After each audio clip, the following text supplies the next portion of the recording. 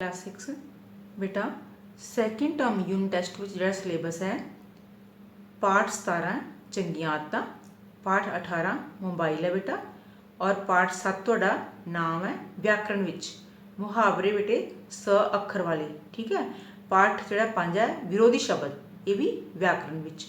तो ये बेटे तुहाडा सैकेंड यूनिट टैसट का सिलेबस है। तो असीं की पढ़ांगे, पहला तुहाडा पाठ 17 चंगियां आदतां। ठीक है, इस कहानी विच लेखक ने चंगियां आदतां ग्रहण करन दी सिੱਖਿਆ ਦਿੱਤੀ है। माड़ियां आदतां बच्चे नूं विगाड़ दिंदियां हन, माड़े बच्चे नूं कोई नेड़े भी नहीं लगण दिंदा। इसलिए लेखक ने रामू वर्गे मुंडियां दी बुरी संगत तो बचण दी प्रेरणा दित्ती है।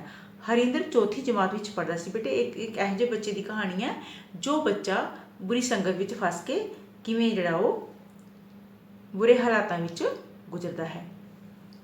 हरिंदर चौथी जमात विच पढ़दा सी। ਉਹ पढ़ाई विच बहुत ही ਹੁਸ਼ਿਆਰ ਸੀ। ਉਹਦੇ ਅਧਿਆਪਕ ਵੀ ਉਹਨੂੰ ਬਹੁਤ ਪਿਆਰ ਕਰਦੇ ਸਨ। ਉਹ ਸਕੂਲੋਂ ਮਿਲਿਆ ਹੋਇਆ ਕੰਮ ਘਰ ਆ ਕੇ ਕਰਦਾ ਅਤੇ ਫਿਰ ਖੇਡਣ ਲਈ ਬਾਹਰ ਚਲਾ ਜਾਂਦਾ। ਹਰਿੰਦਰ ਹਰ ਸਾਲ ਆਪਣੀ ਜਮਾਤ ਵਿੱਚੋਂ ਪਹਿਲੇ ਨੰਬਰ 'ਤੇ ਆਉਂਦਾ। ਉਹ ਹਰ ਵਾਰ ਹੀ ਆਪਣੀ ਜਮਾਤ ਦਾ ਮੋਨੀਟਰ ਹੁੰਦਾ। ਹਰਿੰਦਰ ਨੂੰ ਉਹਦੀ ਮੰਮੀ ਹਰ ਰੋਜ਼ 25 ਪੈਸੇ ਖਰਚਣ ਲਈ ਦਿੰਦੀ। ਉਹ ਅੱਧੀ ਛੁੱਟੀ ਵੇਲੇ ਉਹਨਾਂ 25 ਪੈਸਿਆਂ ਦਾ ਰੋਟੀ ਖਾਣ ਤੋਂ ਬਾਅਦ ਕੁਝ ਨਾ ਕੁਝ ਖਾ ਲੈਂਦਾ। ਕਈ ਵਾਰ ਉਹ 25 ਪੈਸਿਆਂ ਦੀ ਖਰੀਦੀ ਖਾਣ ਵਾਲੀ ਚੀਜ਼ ਆਪਣੇ ਕਿਸੇ ਦੋਸਤ ਨੂੰ ਵੀ ਦੇ ਦਿੰਦਾ। ਹਰਿੰਦਰ ਦੀ ਜਮਾਤ ਵਿੱਚ ਰਾਮੂ ਨਾਂ ਦਾ ਵੀ ਮੁੰਡਾ ਪੜ੍ਹਦਾ ਸੀ। ਉਹ ਹਰ ਰੋਜ਼ ਆਪਣੇ ਘਰੋਂ ਆਪਣੇ ਡੈਡੀ ਦੀ ਕਮੀਜ਼ ਵਿੱਚੋਂ ਕਦੇ 2 ਰੁਪਏ ਤੇ ਕਦੇ 5 ਰੁਪਏ ਕੱਢ ਲਿਆਉਂਦਾ ਸੀ। ਇਸ ਤਰ੍ਹਾਂ ਉਹ ਅੱਧੀ ਛੁੱਟੀ ਵੇਲੇ ਉਹਨਾਂ ਰੁਪਇਆਂ ਦਾ ਕੁਝ ਨਾ ਕੁਝ ਖਾਂਦਾ ਰਹਿੰਦਾ। ਰਾਮੂ ਭੈੜੀਆਂ ਆਦਤਾਂ ਦਾ ਸ਼ਿਕਾਰ ਹੋਇਆ ਲੜਕਾ ਸੀ। ਹੌਲੀ ਹੌਲੀ ਰਾਮੂ ਨੇ ਹਰਿੰਦਰ ਨੂੰ ਆਪਣੀ ਗੂੜਾ ਦੋਸਤ ਬਣਾ ਲਿਆ। ਉਹ ਹਰਿੰਦਰ ਨੂੰ ਚੋਰੀ ਕਰਕੇ ਲਿਆਂਦੇ ਪੈਸਿਆਂ ਵਿੱਚੋਂ ਕੁਝ ਨਾ ਕੁਝ ਲਿਆ ਕੇ ਖਵਾਉਂਦਾ ਰਹਿੰਦਾ। ਇਸ ਤਰ੍ਹਾਂ ਹਰਿੰਦਰ ਤੇ ਬਹੁਤ ਹੀ ਜਲਦੀ ਰਾਮੂ ਦੀ ਬੁਰੀ ਸੰਗਤ ਦਾ ਅਸਰ ਹੋ ਗਿਆ। ਅੱਗੇ ਬੇਟਾ ਹਰਿੰਦਰ ਹੁਣ ਆਪਣੀ ਪੜ੍ਹਾਈ ਵੱਲ ਘੱਟ ਧਿਆਨ ਦੇਣ ਲੱਗਾ। ਉਹ ਹੁਣ ਅਕਸਰ ਰਾਮੂ ਨਾਲ ਫਿਰਦਾ ਨਜ਼ਰ ਆਉਂਦਾ। ਉਸ ਦਾ ਪੜ੍ਹਾਈ ਵੱਲੋਂ ਮਨ ਹਟਿਆ ਦੇਖ ਕੇ ਉਹਦੇ ਅਧਿਆਪਕ ਅਤੇ ਮੰਮੀ ਡੈਡੀ ਬਹੁਤ ਚਿੰਤਿਤ ਹੋਏ। ਉਹਨਾਂ ਨੇ ਹਰਿੰਦਰ ਨੂੰ ਪਿਆਰ ਨਾਲ ਸਮਝਾਉਣ ਦੀ ਬਹੁਤ ਕੋਸ਼ਿਸ਼ ਕੀਤੀ, ਪਰ ਹਰਿੰਦਰ ਦੇ ਕੰਨ 'ਤੇ ਜੂੰ ਤੱਕ ਨਾ ਸਰਕੀ। ਹਰਿੰਦਰ ਅਕਸਰ ਸਕੂਲੋਂ ਗੈਰ ਹਾਜ਼ਰ ਰਹਿਣ ਲੱਗ ਪਿਆ। ਜਦੋਂ ਉਹਦੇ ਅਧਿਆਪਕ ਦੂਜੇ ਦਿਨ ਉਹਨੂੰ ਸਕੂਲ ਨਾ ਆਉਣ ਦਾ ਕਾਰਨ ਪੁੱਛਦੇ ਤਾਂ ਉਹ ਵੀ ਰਾਮੂ ਵਾਂਗ ਕੋਈ ਨਾ ਕੋਈ ਬਹਾਨਾ ਲਾ ਦਿੰਦਾ। ਇੱਕ ਦਿਨ ਹਰਿੰਦਰ ਨੇ ਵੀ ਰਾਮੂ ਦੀ ਰੀਸੇ ਆਪਣੇ ਡੈਡੀ ਦੀ ਕਮੀਜ਼ ਦੀ ਜੇਬ ਵਿੱਚੋਂ ਰੁਪਏ ਚੋਰੀ ਕਰਕੇ ਲਿਆਉਣ ਬਾਰੇ ਸੋਚਿਆ। ਰਾਤ ਪੈ ਗਈ। ਰਾਮੂ ਵਾਂਗ ਹੁਣ ਹਰਿੰਦਰ ਵੀ ਆਪਣੇ ਡੈਡੀ ਵੱਲ ਵੇਖ ਰਿਹਾ ਸੀ ਕਿ ਉਹ ਕਦੋਂ ਕਮੀਜ਼ ਲਾਹ ਕੇ ਕਿੱਲੀ 'ਤੇ ਟੰਗਣ ਤੇ ਉਹ ਕਦੋਂ ਚੋਰੀ ਕਰੇ। ਕੁਝ ਚਿਰ ਪਿੱਛੋਂ ਹਰਿੰਦਰ ਦੇ ਡੈਡੀ ਨੇ ਆਪਣੀ ਕਮੀਜ਼ ਲਾਹ ਕੇ ਕਿੱਲੀ 'ਤੇ ਟੰਗ ਦਿੱਤੀ। ਹਰਿੰਦਰ ਨੇ ਅੱਖ ਬਚਾ ਕੇ ਆਪਣੇ ਡੈਡੀ ਦੀ ਕਮੀਜ਼ ਵਿੱਚੋਂ 2 ਰੁਪਏ ਦਾ ਨੋਟ ਕੱਢ ਕੇ ਆਪਣੇ ਬਸਤੇ ਵਿੱਚ ਲੁਕਾ ਲਿਆ। ਜਦੋਂ ਦੂਜੇ ਦਿਨ ਰਾਮੂ ਨੇ ਹਰਿੰਦਰ ਨੂੰ ਆਪਣੇ ਡੈਡੀ ਦੀ ਜੇਬ ਵਿੱਚੋਂ ਚੋਰੀ ਕਰਕੇ ਲਿਆਂਦੇ ਹੋਏ 2 ਰੁਪਏ ਵਿਖਾਏ ਤਾਂ ਰਾਮੂ ਦੀ ਖੁਸ਼ੀ ਦੀ ਕੋਈ ਹੱਦ ਨਾ ਰਹੀ। ਰਾਮੂ ਸੋਚਣ ਲੱਗਾ ਕਿ ਉਹ ਨੂੰ ਵੀ ਚੋਰੀ ਕਰਨ ਦੀ ਆਦਤ ਪੈ ਗਈ ਹੈ। ਰਾਮੂ ਅਤੇ ਹਰਿੰਦਰ ਨੇ ਉਹਨਾਂ 2 ਰੁਪਇਆਂ ਦੀਆਂ ਅੱਧੀ ਛੁੱਟੀ ਵੇਲੇ ਚੀਜ਼ਾਂ ਲੈ ਕੇ ਖਾਧੀਆਂ। ਚੀਜ਼ਾਂ ਖਾਣ ਪਿੱਛੋਂ ਦੋਵੇਂ ਫਿਰ ਸਕੂਲੋਂ ਭੱਜ ਗਏ। ਇਸ ਤਰ੍ਹਾਂ ਸਿਲਸਿਲਾ ਕਈ ਦਿਨਾਂ ਤੱਕ ਚੱਲਦਾ ਰਿਹਾ। ਇੱਕ ਦਿਨ ਹਰਿੰਦਰ ਆਪਣੇ ਡੈਡੀ ਦੀ ਜੇਬ ਵਿੱਚੋਂ ਜਦੋਂ ਪੈਸੇ ਕੱਢ ਰਿਹਾ ਸੀ ਤਾਂ ਉਹਦੇ ਡੈਡੀ ਦੀ ਨਜ਼ਰ ਪੈ ਗਈ। ਉਹਦੇ ਡੈਡੀ ਇੱਕ ਥਾਂ ਲੁੱਕ ਕੇ ਇਹ ਸਾਰਾ ਕੁਝ ਵੇਖਦੇ ਰਹੇ। ਉਹਨਾਂ ਨੂੰ ਆਪਣੇ ਪੁੱਤਰ ਦੀਆਂ ਅਜਿਹੀਆਂ ਆਦਤਾਂ ਵੇਖ ਕੇ ਬਹੁਤ ਦੁੱਖ ਪਹੁੰਚਿਆ। ਹਰਿੰਦਰ ਨੇ ਜੇਬ ਵਿੱਚੋਂ 2 ਰੁਪਏ ਦਾ ਨੋਟ ਕੱਢ ਕੇ ਆਪਣੇ ਬਸਤੇ ਵਿੱਚ ਇੱਕ ਕਿਤਾਬ ਵਿੱਚ ਰੱਖ ਦਿੱਤਾ। ਹਰਿੰਦਰ ਦੇ ਡੈਡੀ ਨੇ ਸਾਰੀ ਘਟਨਾ ਆਪਣੀ ਪਤਨੀ ਨੂੰ ਦੱਸੀ।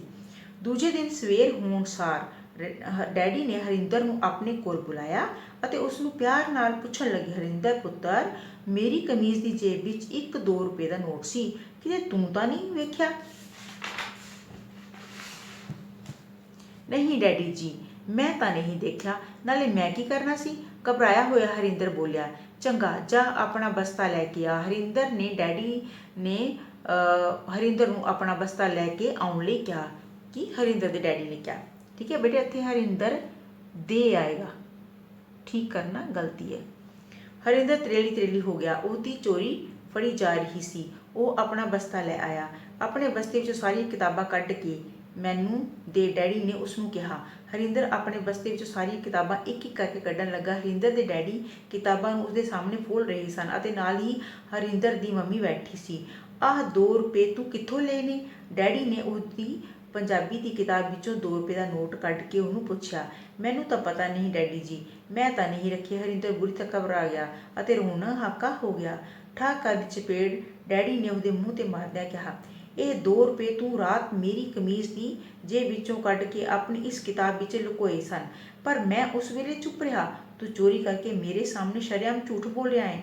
ਡੈਡੀ ਹਰਿੰਦਰ ਨੂੰ ਲਗਾਤਾਰ ਕੁੱਟ ਰਹੇ ਸਨ। ਉਹਦੀ ਮੰਮੀ ਨੇ ਵੀ ਹਰਿੰਦਰ ਨੂੰ ਨਾ ਛੁਡਾਇਆ।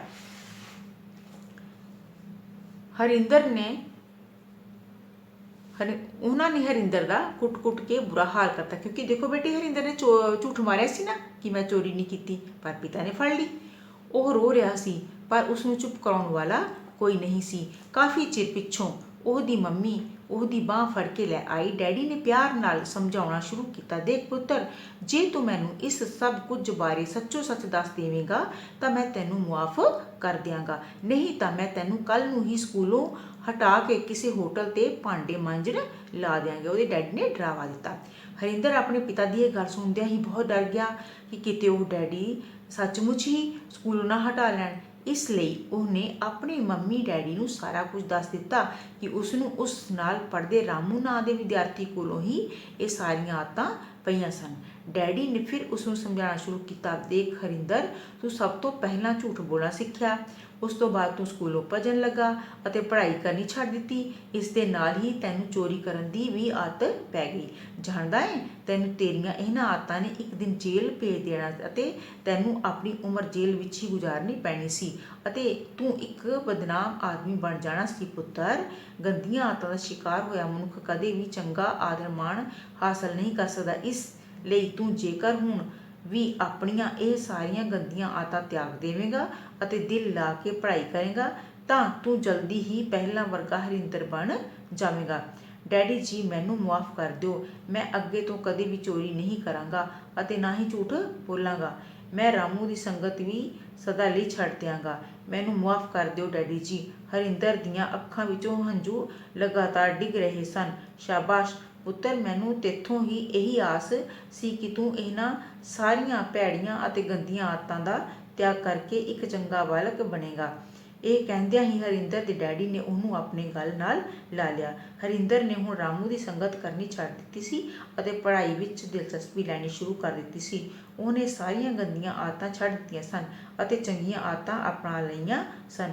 ਸੱਚਮੁੱਚ ਹੀ ਹਰਿੰਦਰ ਹੁਣ ਮੁੜ ਕੇ ਇੱਕ ਚੰਗਾ ਬਾਲਕ ਬਣ ਗਿਆ ਸੀ। ਤੋ ਬੇਟੇ, ਇਹ ਸੀ ਤੁਹਾਡਾ ਪਾਠ ਨੰਬਰ 17, ਚੰਗੀਆਂ ਆਦਤਾਂ। ਤੁਸੀਂ ਪੁੱਤਰ ਇਸ ਨੂੰ ਕੀ ਕਰਨਾ, ਇਹਦੀ ਰੀਡਿੰਗ ਕਰਨੀ, ਇਹਨੂੰ ਪੜ੍ਹਨਾ, ਠੀਕ ਹੈ। ਓਕੇ ਬੇਟਾ, ਥੈਂਕਸ।